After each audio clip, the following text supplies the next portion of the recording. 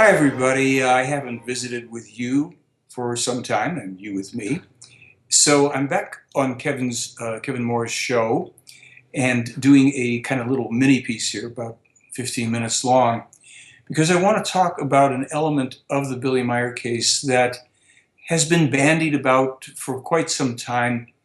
And if we can do a little reasoning through it right now, it will be helpful because the essence of what's being conveyed to us in the Billy Meier case, the crucial information, so pertinent, in my opinion, to our future survival, needs to be seen clearly without the filter of unnecessary and unsubstantiated doubts and accusations as to its authenticity, as to Meier's honesty, etc. Now, just a quick bring you up to speed here in case you just come upon this and go, what's this guy talking about? Billy Meier, the UFO contactee from Switzerland, soon to be 79 years old in February of 2016, who claims that since he was a 5-year-old boy in Switzerland, he has been meeting face-to-face with extraterrestrial human beings. Mentored him, they taught him, they've taken him on board their ships, and as he got older, in his 20s, they allowed him to start to take photographs of their craft and film and video. They presented metal alloy samples to him for testing that were turned over to the IBM scientist Marcel Vogel, a research chemist in America. There were sound recordings that were recorded in front of up to 17 people in open fields with 4 tape recorders. These were analyzed at major independent sound labs. All of this evidence that you may not know of has been independently authenticated. Now, after the presence and presentation of all the physical evidence, we came to find a lot of what I refer to as the higher standard proof, prophetically accurate scientific and world event related information presented to and by Meier over many, many years. It's this higher standard of proof that supersedes, in my opinion, both the importance and the incontrovertible reality of the Meier case, the physical evidence in the Meier case. Now, what has happened is some people will know, and understandably so, over the years and decades, skeptics have arisen who have said, this can't be true, it's got to be hoax, these must be models, this must be special effects, on and on. Oh, when you get to the prophetic information, they're saying, well, he obviously backdated it, he falsified it, and on and on. So I want to start by looking at this idea regarding claims of hoaxing.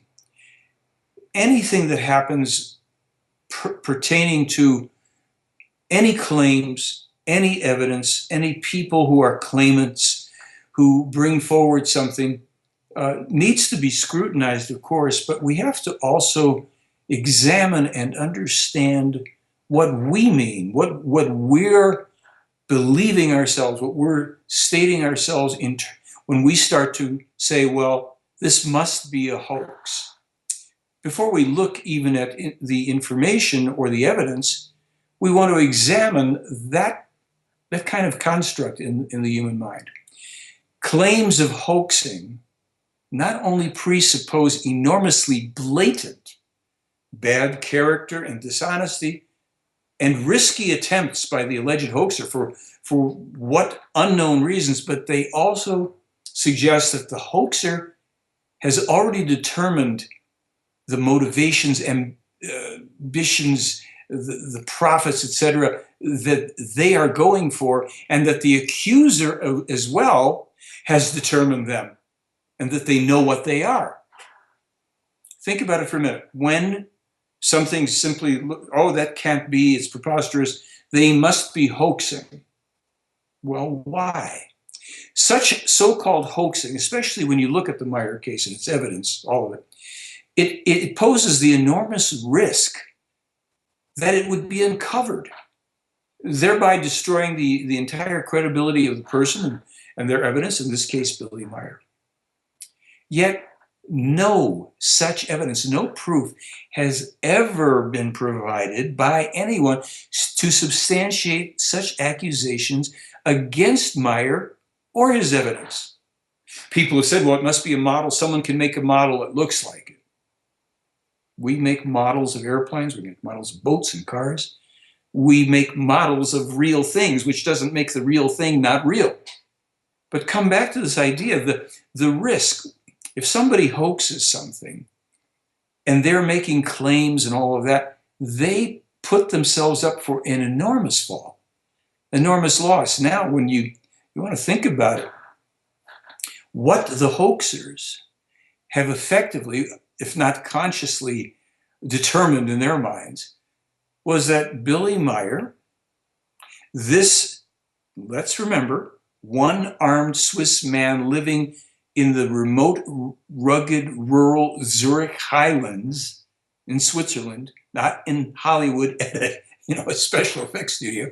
This man must have been so technically accomplished that he could outsmart not only the state-of-the-art technology of his day, and this means big computers, elaborate sound analyzing systems, metallurgy technology for spectrum analysis and high-level microscopic analysis and all that he was so technically accomplished that he could outsmart this state-of-the-art technology that he could not have possessed.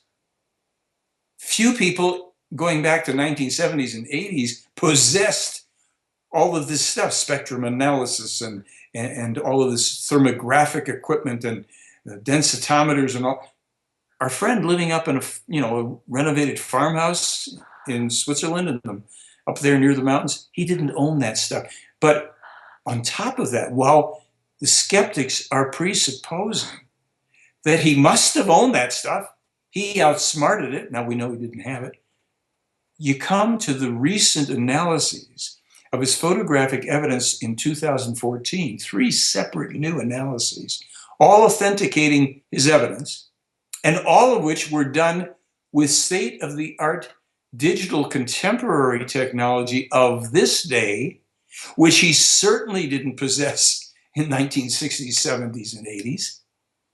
Now, the skeptics don't even take into account that this contemporary technology of today is authenticating Meier's evidence, and that now almost anybody with the will to do it can step up and get this computer technology and run through this evidence themselves, these photographs and even film themselves.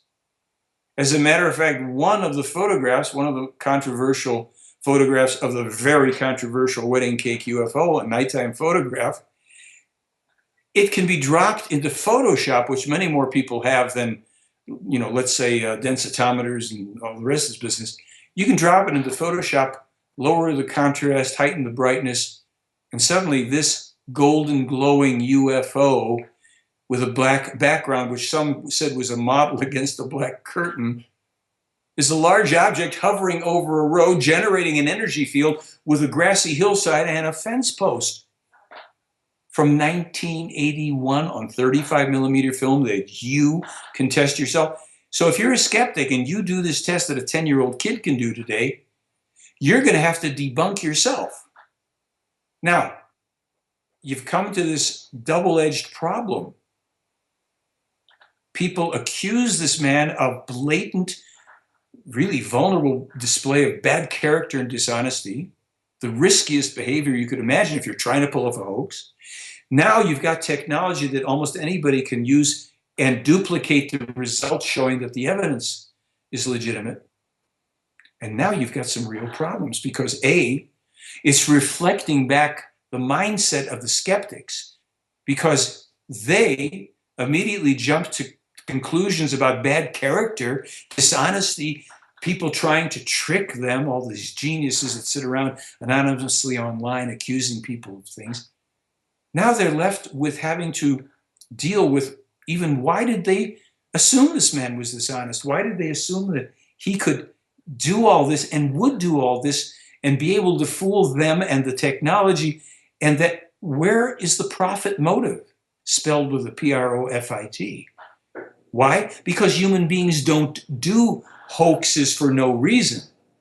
As a matter of fact, historically, if you go online and look for hoaxed photographs of any sort, generally speaking, no matter the category, you can only get, for the majority of people that have ever hoaxed photographs and made it, these things are online, you get one to a few.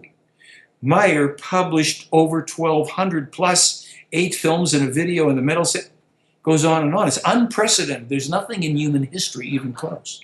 You got to start to grasp that, because the reason I'm hammering away all this, at all this, is because now when you see means, motive, and opportunity and circumstances are completely unsupporting the hoax, now you come to the prophetic information, the warnings that he published decades ago about what we're in now. The environmental breakdown and upheaval we've already seen and that is coming in very large measure. Megaquakes and volcanic eruptions, storms of unseen magnitudes before.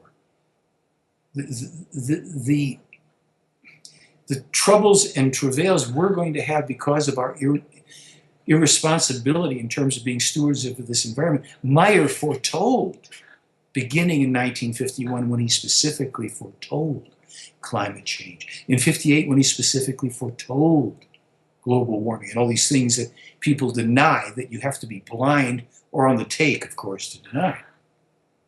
Now, on my blog recently, in November of 2015, I published a link to his latest prophetic information that he wrote about the environment in July of this year, and what is coming to us, all of us, ultimately, worldwide, because of this environmental destruction we've brought upon ourselves. Yes, there's plenty of people still in denial.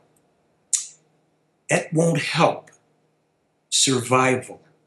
It won't help us to adapt, let alone to try to deal with and improve, prevent, mitigate many of these things. So I started this whole discussion right around hoaxing and character and skeptics and all, because it's time that people got past that if they want to survive.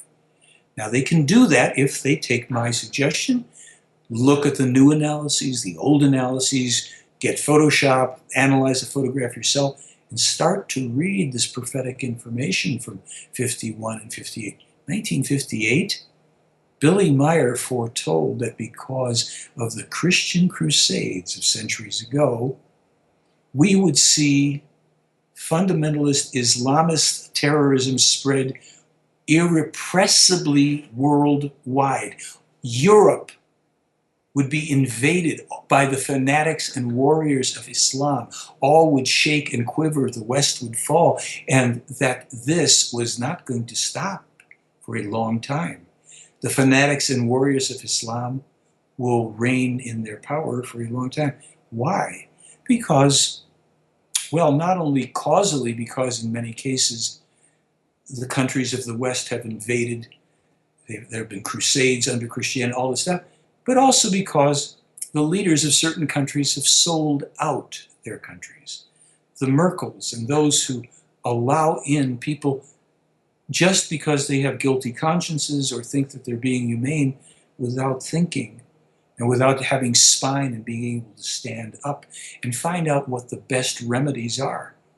Meier also foretold this environmental strife and strife from immigration, mass immigration. It's been online for years. He published it decades ago. My website is called theyfly.com. I have a blog, They Fly blog. If you go to those, you'll find all this stuff freely available. You can talk with people from all over the world who are participating in discussing this.